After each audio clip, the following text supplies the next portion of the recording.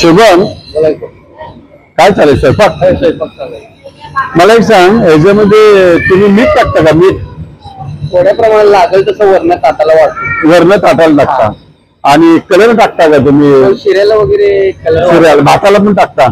भाताला मसाले भात वगैरे करताना ते ग्रीन वगैरे असलं काय ते ग्रीन भाज्या वगैरे करायच्या असल्या किंवा तो शिरा वगैरे करायचा असला तर पायनॅपल वगैरे कलर टाकता तुम्ही. आणि काय वेळेला अजिनोमोटो वगैरे पार्टी जर म्हणली तर आम्हाला तर त्यांना क्वालिटी काढण्यासाठी त्यांना विचारून आम्ही म्हणजे क्वालिटी येण्यासाठी.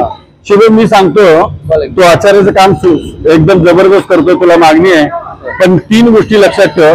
कधीही मीठ हे वर्ण टाकायचं नसतं. स्वयंपाक बनवताना त्याच्यात जे मीठ टाकतोस ते शरीराला योग्य होईल एक वेळ, पण वर्ण मीठ घेणं अत्यंत घातक आहे. दुसरी गोष्ट, कलर जे वापरतोस तो कलर आयुष्यात वापरू नको, कारण लोकांना शरीराला तो घातक आहे.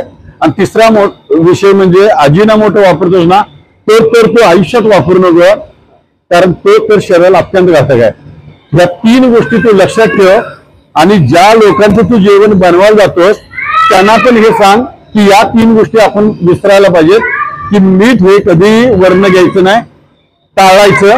दुसरी गोष्ट, अजिनोमोटोचा वापर करायचा नाही, कलरचा कोणता वापर करायचा नाही. या 3 गोष्टी ठेव. शुभम, तो अशीच प्रगती होत राहील तुझी.